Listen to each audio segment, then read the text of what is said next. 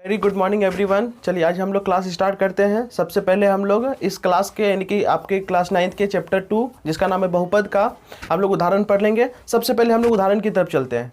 और live class थोड़ा सा इंटरप्ट होने के कारण हम आपको रिकॉर्डेड वीडियो दे रहे हैं, ठीक है ना। रिकॉर्डेड क्लास आप कर लीजिए और ये सारे एक्सरसाइज 2.1 को आप क्लियर कर लीजिए और एक नोट्स में तैयार कर लीजिए, एक फेयर में उतार लीजिए, ठीक है। आइए अब काफ़ी आसानी से आपको समझ में आ जाएगा, टेंशन नहीं है। देखिए पहला जो क्वेश्चन है वो है नीचे दिए गए प्रत्येक बहुपद की घात ज्ञात करिए। ये उदाहरण नंबर 1 है बाबू, आपके एनसीईआरटी बुक का उदाहरण नंबर 1। एनसीईआरटी को पूरा कंप्लीट कर लेंगे, साथ ही आपको है ना बेसिक हम अलग से देंगे, ठीक है। इसके लिए आपको टेंशन नहीं लेना है।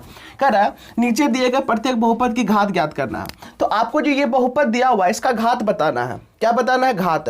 तो आपको ही पहले हम बता चुके हैं कि बहुपद का घात किसे कहते हैं। इस पूरे बहुपद में जो पद है, जैसे यहाँ 3 पद है, इस तीनों पद में जो सबसे अधिक घात होगा, जैसे कि यहाँ पे देखिए इसका घात 5 है, इसका घात 4 है, इसका घात कुछ नहीं तो 0 है, तो सबसे अधिक घात 5 है ना। इस पूरे बहुपद में सबसे अधिक 5 है, तो जो अधिकतम घात होता है वही उस पूरे बहुपद का घात कहलाता है। तो लिखेंगे हम चर का अधिकतम घात, चर का अधिकतम घात 5 है, इसलिए इस बहुपद का, इसलिए इस बहुपद का घात 5 होगा, ठीक है। इस पूरे बहुपद में जो सबसे अधिक घात है, सबसे बड़ा घात है वो 5 है, इसलिए पूरे बहुपद का घात क्या होगा? 5 है। देखिए एक नॉर्मली एक बात याद रखिएगा कि जो बहुपद में सबसे बड़ा घात होता है और उसी घात के नाम से उस बहुपद को जाना जाता है। जैसे देखिए इसमें घात तो 4 है, लेकिन इसको हम 4 घात वाला बहुपद नहीं कहेंगे, हम लोग कहेंगे 5 घात वाला बहुपद। जैसे आपका परिवार आपके गार्जियन के नाम से जाना जाता है, जो बड़े हैं, उसी तरीके से ये बहुपद सबसे बड़ा वाला घात के नाम से जाना जाता है, इसीलिए सबसे बड़ा वाला घात क्या होगा? 5 होगा। आइए इस क्वेश्चन पे आते हैं। इसमें देखिए सबसे बड़ा घात, इसमें x का घात क्या है? 0, सॉरी y का घात 0, यहाँ पे y का घात क्या है? 2, y का घात 3, y का घात 8। तो आप बताइए किसको कहिएगा? तो सबसे बड़ा तुमको 8 दिख रहा है, तो जब मेरा घात सबसे बड़ा 8 दिख रहा है तो बहुपद का घात भी 8 ही होगा। तो हम यहाँ लिखेंगे चर का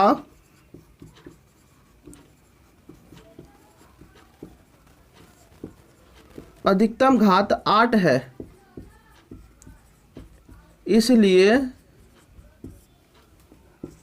इस बहुपद का घात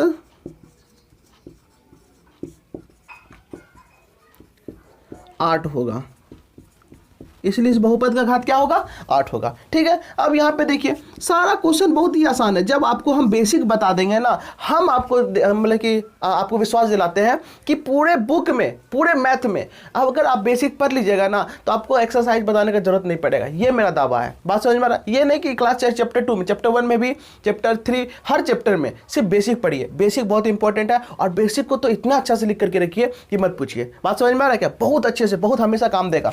अब देखिए इस क्वेश्चन में आते हैं। यहाँ पे 2 है ना, अब इस बताइएगा इसमें घात क्या है, क्योंकि घात तो दिख नहीं रहा है। तो हम बताएंगे ना कि जब कुछ नहीं दिखे, अगर 2 रहे, 3 रहे, यानी अचर बहुपद रहे, तो अचर बहुपद का घात हमेशा क्या रहता है? 0 होता है। क्या होता है? 0। काहे कि हम इसको ऐसा लिख सकते हैं 2x पे पावर 0। देखिए 2x पे पावर 0 का मतलब 1 होता है, यानी कुल मिला के 2 ही आ जा रहा है, घुमा फिरा के क्या आ जा रहा है? 2 आ जा रहा है। तो लिखेंगे चर का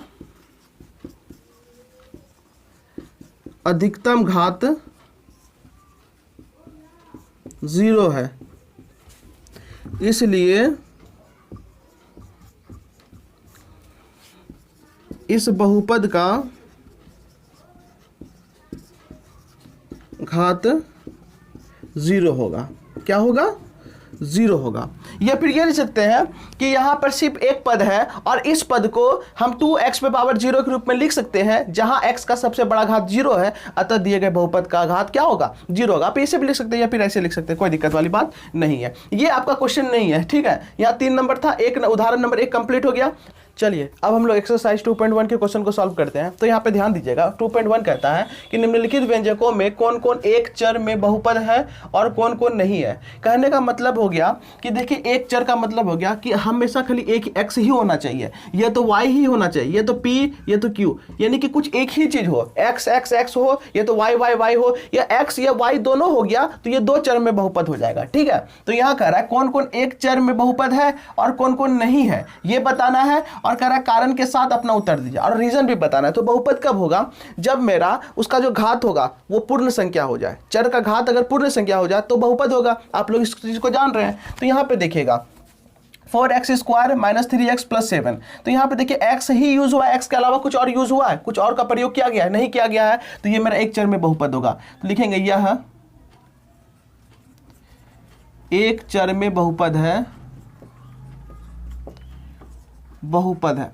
अब बहुपद है तो क्यों है, क्योंकि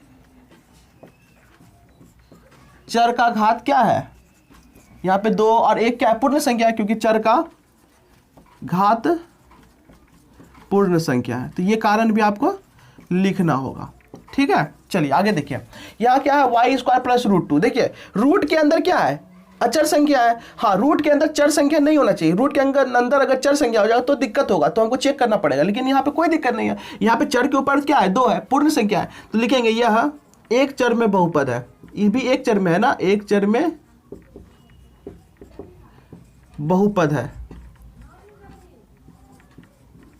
क्योंकि यहां जो चर का घात है वो 2 है और 2 क्या होता है, पूर्ण संख्या। तो लिखेंगे क्योंकि चर का घात पूर्ण संख्या है। कैसी संख्या है बाबू, पूर्ण संख्या है। ठीक है, तो आप इसको यहां पे नोट कर लीजिएगा। आगे देखिए, यहां क्या है, 3√t प्लस t√2। अब देखिए अगर रूट के अंदर t है और उसको जब बाहर निकालेंगे तो t पे पावर 1/2 हो जाएगा, और 1/2 तो मेरा पूर्ण संख्या नहीं है, तो ये मेरा बहुपद होगा क्या, नहीं है। तो एक चर और 2 चर से क्या मतलब, तो लिखेंगे था यह बहुपद नहीं है, क्योंकि चर का घात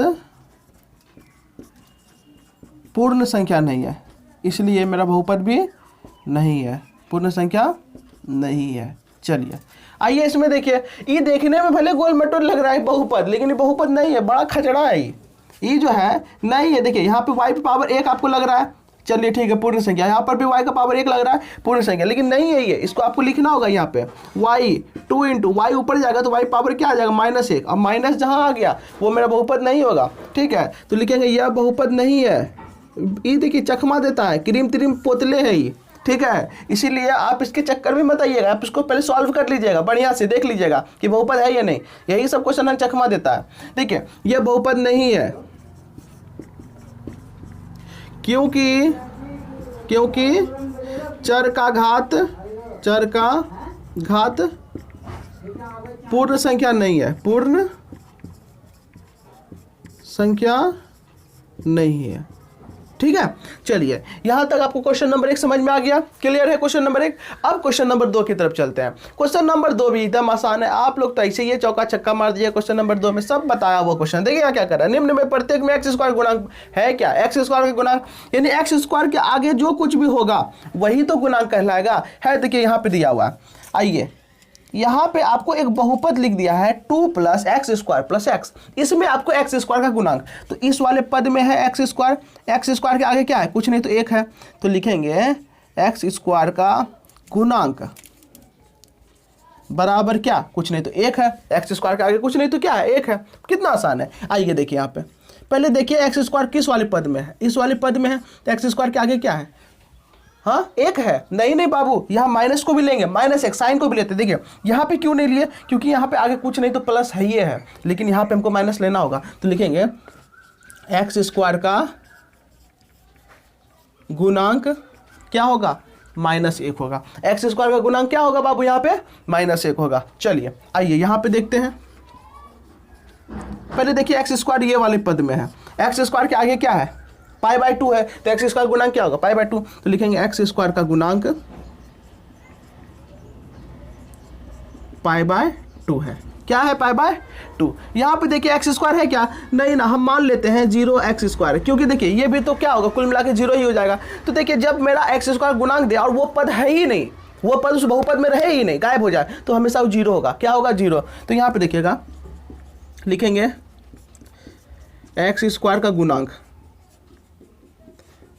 क्या यहाँ पे एक्स स्क्वायर वाला पद है? नहीं ना है। अगर है तो हम अपने से लिए हैं, और वो क्या है? 0 है। वो क्या है? 0 है। तो इसी तरीके से गुणांक अगर आपको दे, एक्स स्क्वायर का दे, एक्स का दे, एक्स क्यू का दे, किसी चीज का भी दे, तो उसके आगे जो कुछ रहेगा वही उसका क्या कहलाएगा? गुणांक। चलिए अब हम लोग नेक्स्ट क्वेश्चन की तरफ चलते हैं।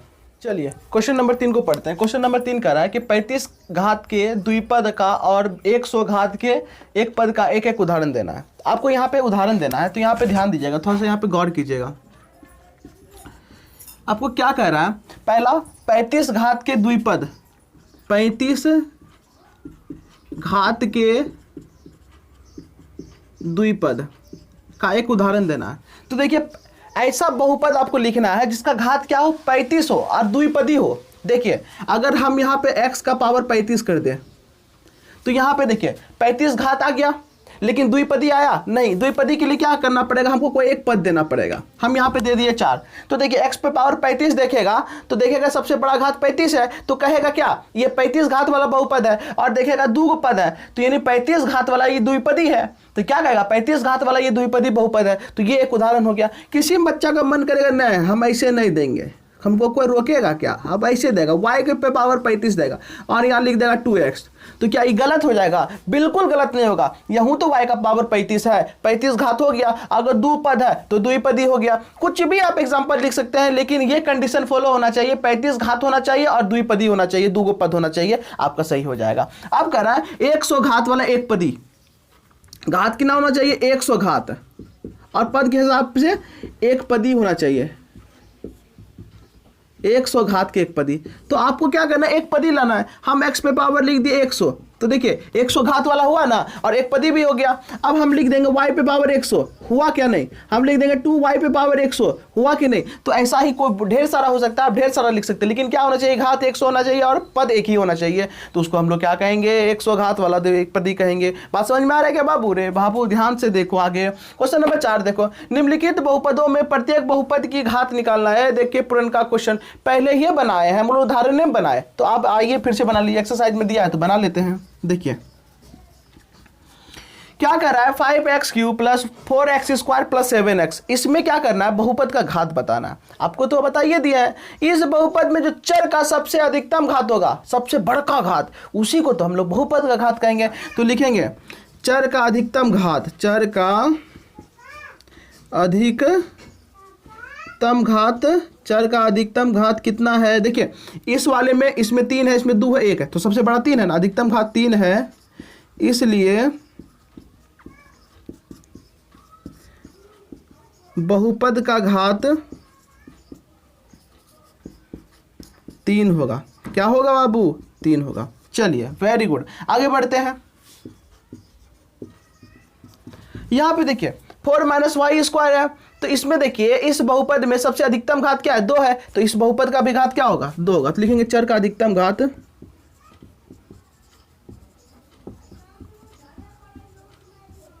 अधिकतम घात 2 है,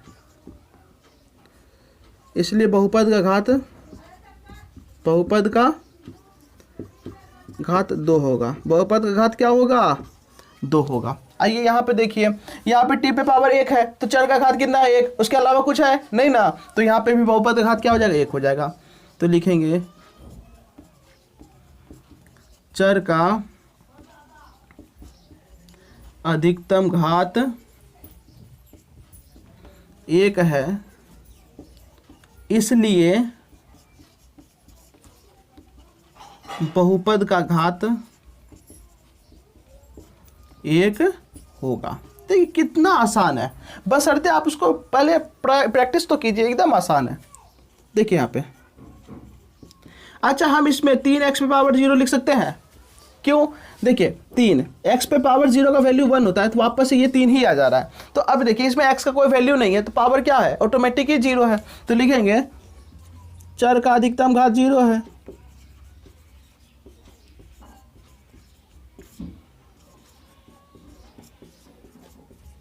इसलिए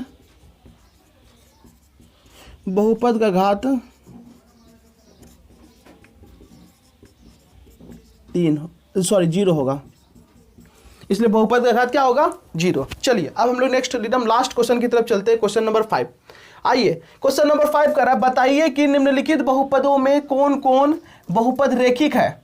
अब बताइए रेखिक किसको कहेंगे, जिसमें एक घात हो। कौन कौन द्विघाती है, जिसमें 2 घात हो, है क्या। और कौन कौन त्रिघाती है, जिसमें 3 घात हो, है। देखिए फूस फास क्वेश्चन है इसको कहते हैं, इसको कहते हैं फूस फास टाइप क्वेश्चन। एकदम कुछ नहीं है, जब आप पढ़ लिए है ना ये सब क्वेश्चन को फूस फास फूकिएगा और उड़ जाएगा। इसमें दम है, कुछ दम नहीं है। देखिए इसको हम लोग क्या कहेंगे, हम लोग इसको रेखिक कहेंगे, द्विघाती कहेंगे, या त्रिघाती। तो देखिए इसमें सबसे बड़का घात क्या है, अभी बताए थे ना, बड़के के नाम से हम पूरा परिवार को जाना जाता है, उसी तरीके से बहुपद को भी बड़के के नाम से जाना जाता है, बड़ा पावर और उसी का नाम।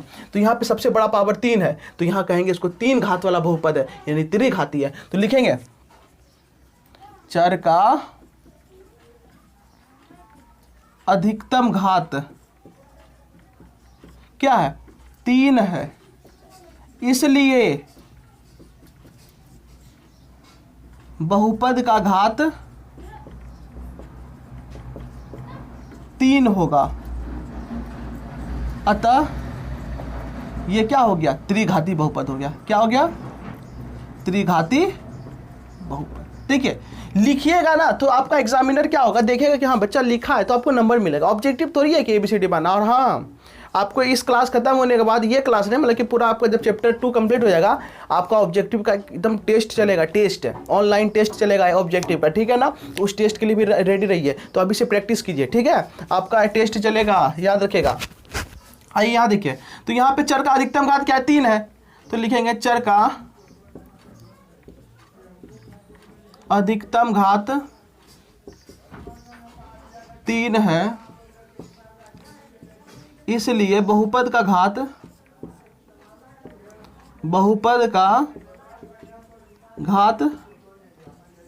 3 होगा।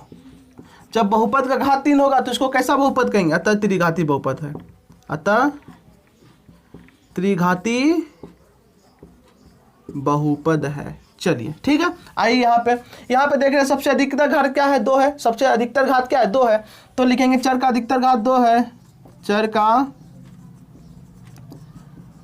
अधिकतम घात 2 है, इसलिए बहुपद का घात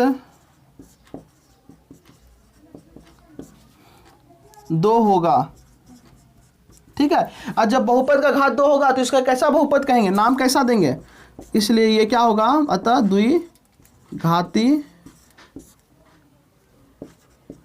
बहुपद होगा, इसलिए ये कैसा बहुपद होगा, द्विघाती। अब देखिए इसमें x का घात क्या है 1 है, जब x का घात मेरा 1 होगा तो इसको कैसा बहुपद कहेंगे, रेखिक। लेकिन लिखना बनता है, लिखेंगे तभी हमको नंबर देगा। लिखेंगे चर का अधिकतम घात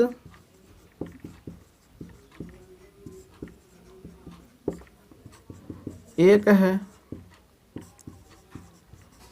इसलिए बहुपद का घात 1 होगा। जब 1 होगा तो इसको कैसा बहुपद कहेंगे, रैखिक बहुपद। तो अतः रैखिक बहुपद। ठीक है, आइए यहाँ पे टी का घात कितना है 1 है ना, टी का घात कितना 1, तो आप यहाँ लिखेगा चर का अधिकतम घात 1 है, इसलिए बहुपद का घात 1 होगा, तो अतः रैखिक बहुपद होगा। आप इसको लिख लीजिएगा, ठीक है ना, रैखिक बहुपद होगा।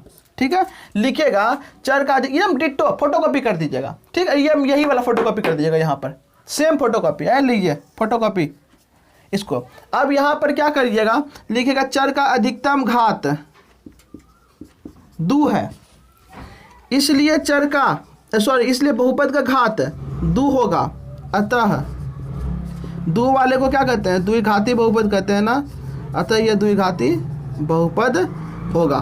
ठीक है, अब यहाँ पर आप देखिएगा, यहाँ पर क्या है 3, लिखेगा बहुपद का अधिकतम घात 3, यानी चर का अधिकतम घात 3, तो बहुपद का घात क्या होगा 3 होगा, तो इसको हम लोग कहेंगे त्रिघाती बहुपद, त्रिघाती बहुपद होगा।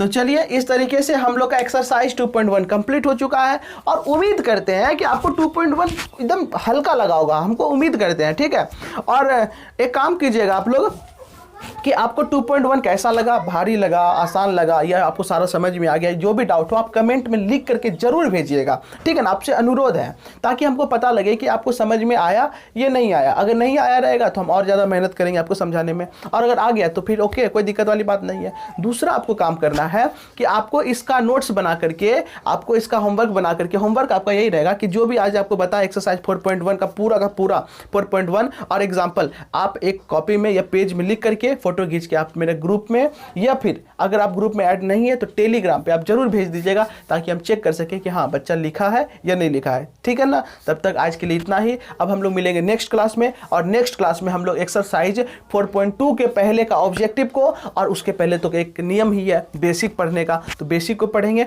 तब तक के लिए धन्यवाद। आप लोग घर में रहे, सुरक्षित रहे। चलिए धन्यवाद।